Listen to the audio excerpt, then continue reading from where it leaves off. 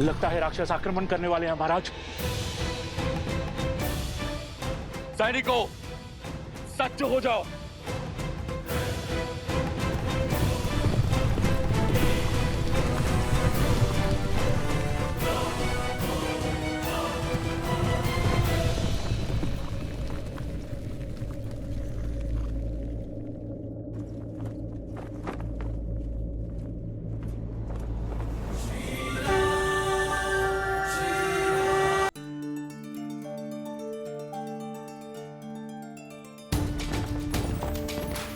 ये तो प्रभु श्री राम पधारे हैं।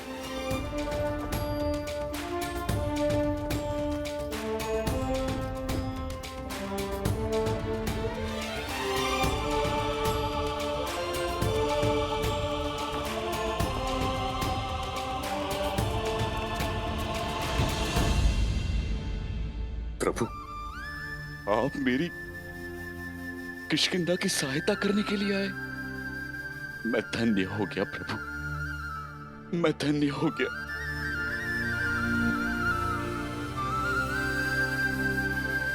प्रभु नहीं, आपका मित्र आया है। जब ये नर विपदा में था तब वानर सहयोग में आए, तो अब ये नर पीछे कैसे हट सकता है मित्र।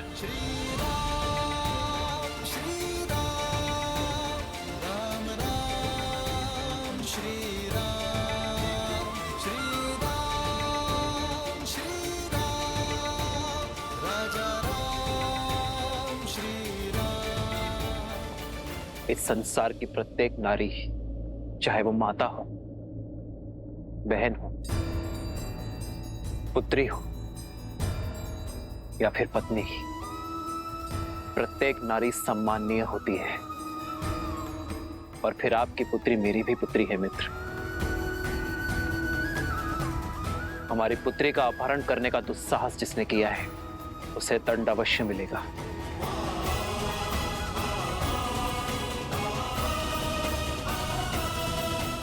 महाराज, हनुमान, किष्किंधा की पुत्री का अपहरण करने वाला बचेगा नहीं। प्रभु, आप मुझे आदेश दीजिए। अवसर देना हमारा धर्म है।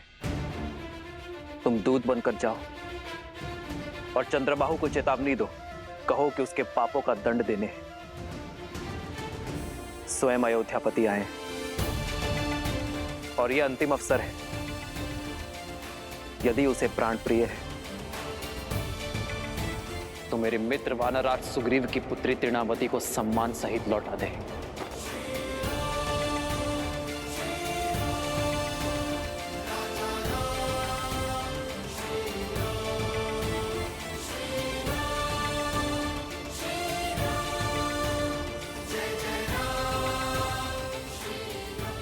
ये इस समाज,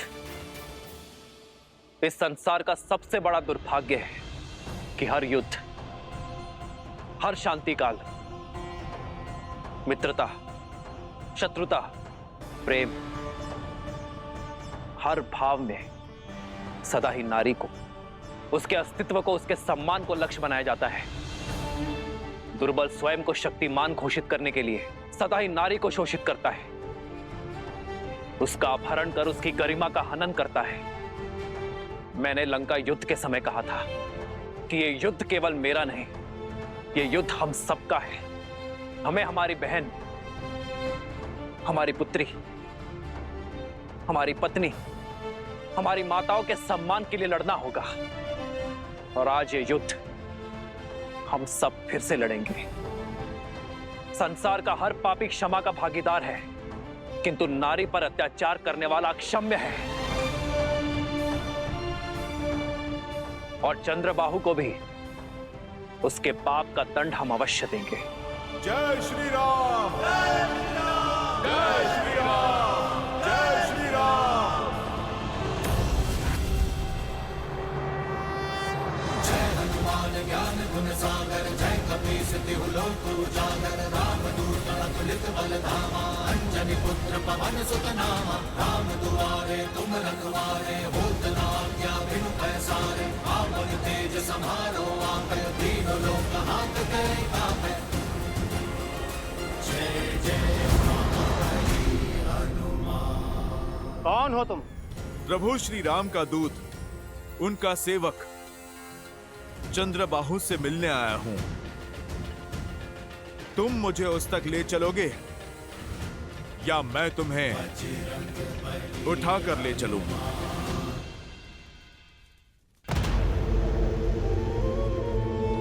आओ वानर, बोलो क्या संदेश लाए हो?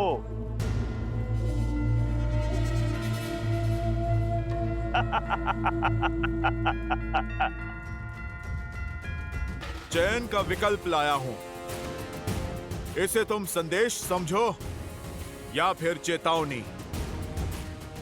ये तुम्हारे हाथ में है चंद्रबाहु। मेरे प्रभु श्री राम का आदेश है, या तो वानर राज सुग्रीव की पुत्री को तुम सम्मान सहित लौटा दो या फिर अपनी मृत्यु के लिए सज्ज हो जाओ। सुना, मुझे स्त्री के सम्मान का पाठ पढ़ाने का आदेश वो दे रहा है जिसने लोगों की बातें सुनकर स्वयं अपनी पत्नी के सम्मान को तार तार किया, उसे त्याग दिया। चंद्रबाहु, जो सत्य मैं आज जानता हूं, कल वो पूरा संसार भी जानेगा कि ये सब तुम्हारे पिता सहस्त्रमुख रावण का किया धरा है।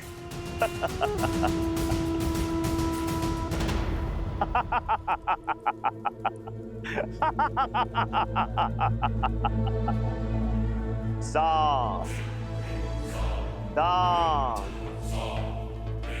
दंड, भेद। युद्ध को जीतने के लिए शत्रु को युक्ति लगाने का पूरा अधिकार है। उसका प्रयोग मेरे पिता ने भी किया, तुम भी करो। जाओ, मेरी पत्नी के विरुद्ध बातें फैलाओ। किसने रोका? मैं उसका सत्य जानता हूं। अब तुम ही बताओ, स्वयं को लोक अपवाद से बचाने के लिए जिसने अपनी पत्नी को त्याग दिया, वो स्वार्थी है या फिर कायर? जिसने अपनी पत्नी को मरने के लिए वन में छोड़ दिया, उसको क्या अधिकार है कि वो किसी और की स्त्री या पुत्री को लौटाने का आदेश दे? दुष्ट, तूने मेरे भगवान को पापी कहा है। तू अवसर का नहीं, अंत का पात्र है।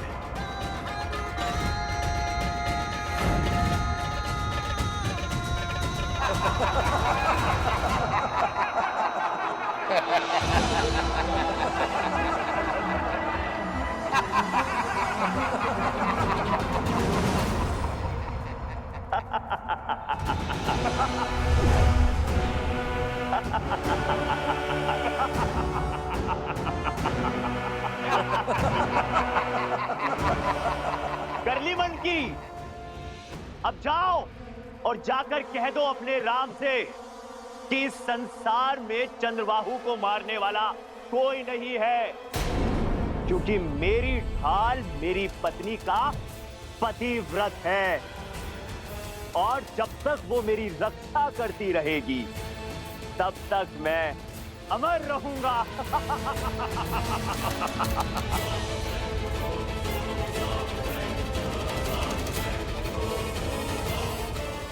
और पूछ जाके उस अयोध्या के राजा से, क्या उसकी पत्नी भी उसकी रक्षा करती है या केवल वन में छिपी रहती है?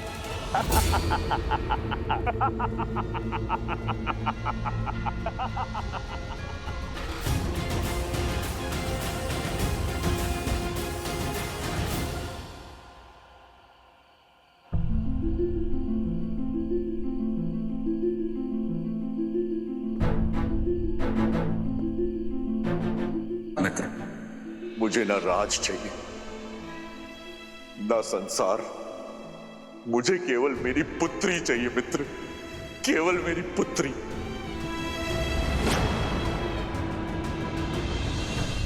सीते! सीते! सीते!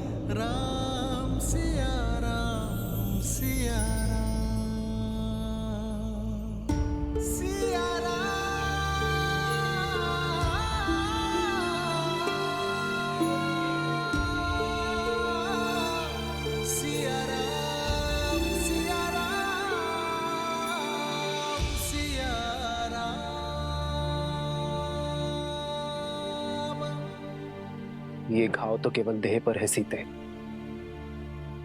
मन और हृदय का घाव तो केवल आप ही नहीं आ रहे, मैं भी जानती हूँ।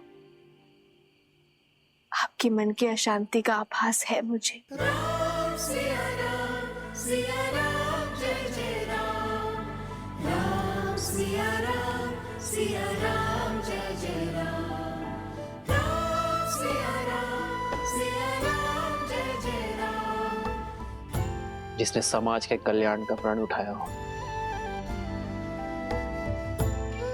उसका मन शांत कैसे हो सकता है सीते? यही संचित धर्म है। हर किसी को काटना पड़ता है। समाज के कटाक्ष, संसार के उलाहने को सुनकर अपने कर्म को प्राथमिकता देना कितना कठिन है आर्य नहीं जानती। और आपके हर संघर्ष की विजय पर हर्ष भी है मुझे आनंद।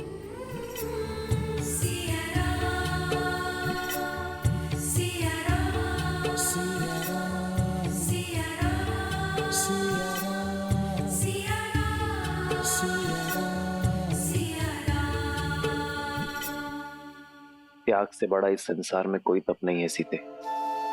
मुझे पूरा विश्वास है कि जीवन के हर कार्य में हम दोनों पूर्ण रूप से सफल होंगे।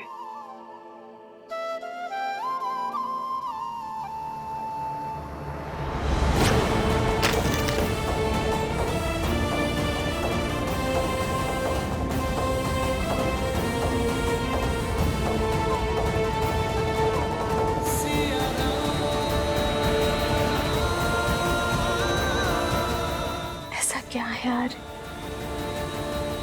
जो आपको इतना विचलित कर रहा है? कल भोर होते ही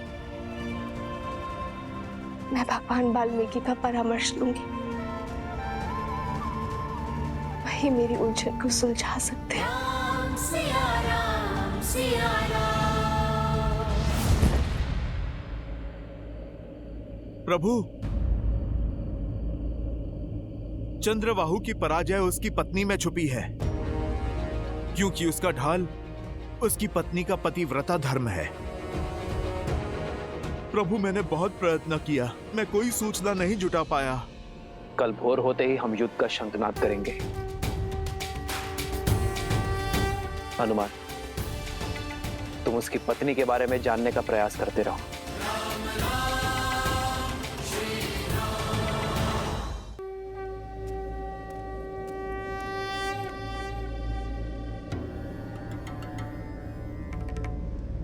हनुमान जी किस भेद की बात कर रहे हैं पिताश्री? क्या है चंद्रबाहु की मृत्यु का रहस्य? उसकी पत्नी कैसे उसकी रक्षा कर रही है? चंद्रबाहु ने ब्रह्मदेव की घनघोर तपस्या की गणेश, और इस तपस्या के फलस्वरूप उसे मिला एक वरदान। कैसा वरदान? वरदान ये था गणेश कि जब तक चंद्रबाहु की पतिव्रता पत्नी पद्मावती निरंतर ब्रह्मदेव के मंत्र का जाप करती रहेगी, तब तक चंद्रबाहु को युद्ध में कोई पराजित नहीं कर सकता। इतना ही नहीं, एक और वरदान भी मिला चंद्रबाहु को। एक और वरदान? हाँ, चंद्रदेव ने अपने परम भक्त चंद्रबाहु को वरदान स्वरूप वर्धमान नामक भाला दी, जिसकी शक्ति यह है कि वो जिसे चाहे स्थिर कर सकता है। स्थिर करने की शक्ति? इसका काट क्या है पिताश्री?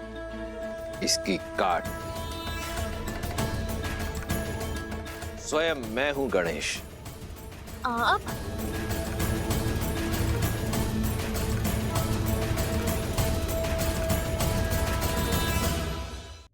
देवी, जो मन वचन और कर्म से जुड़े होते हैं, जो जगत कल्याण के लिए त्याग करने को तत्पर होते हैं, वो भावों की डोर से सदा जुड़े होते हैं। मन कहता है कि मेरे श्री राम दुखी है और इसी आभास की चिंता मुझे सता रही है। अब आप ही बताइए, मैं उनकी सहायता कैसे करूं? मुझे मार्ग दिखाइए प्रभु।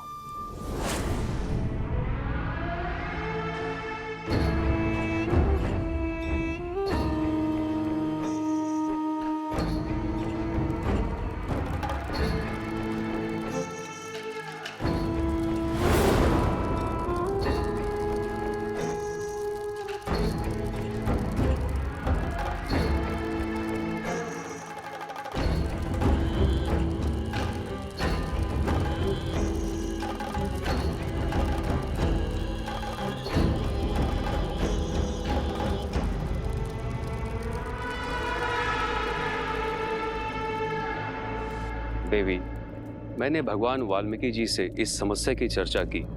उनकी इच्छा है कि आप इस चिंता से मुक्त होने के लिए फल्गु स्नान का व्रत रखिए।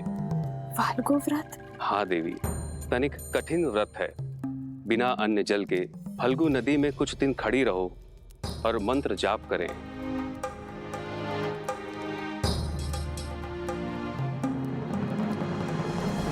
आओ सीता, इस बार कोई भी बल तुम्हें मेरे छल से नहीं बचा सकता।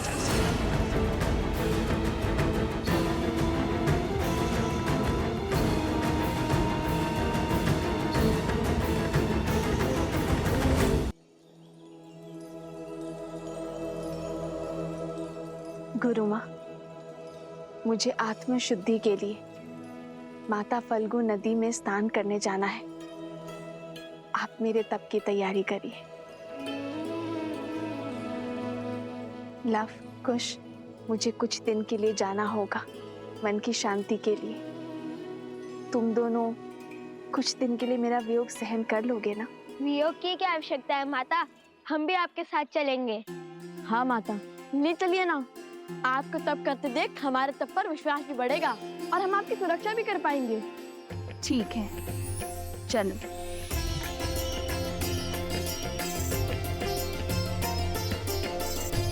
मित्र, हमें सेना की सुविधा के लिए हमें इस सरस्वती नदी के उपनदी पर ही शिविर लगाना चाहिए। फाल्गु नदी भी इसी नदी में आकर मिलती है।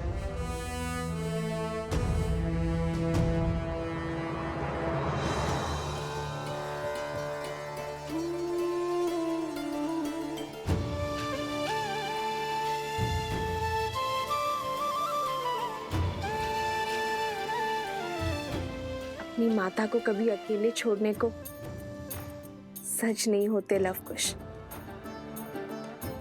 और कितने उत्सुक भी है नई बातों को सीखने और जानने के लिए।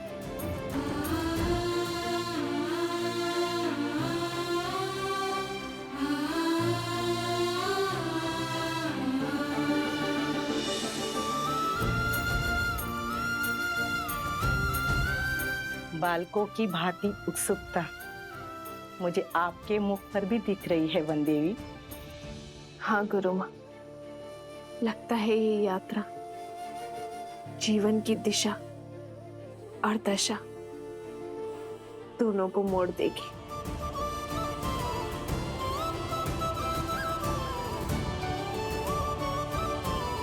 कुछ विशेष कारण अवश्य है इस फल्गु यात्रा का। प्रभु, चंद्रबाहु को वरदान प्राप्त है। जब वो युद्ध भूमि में होगा तब उसकी पत्नी रानी पद्मा ब्रह्म मंत्र का जाप करेगी। और प्रभु, जब तक रानी पद्मा का जाप चलता रहेगा तब तक चंद्रबाहु की श्वास चलती रहेगी। उसे कोई नहीं मार पाएगा।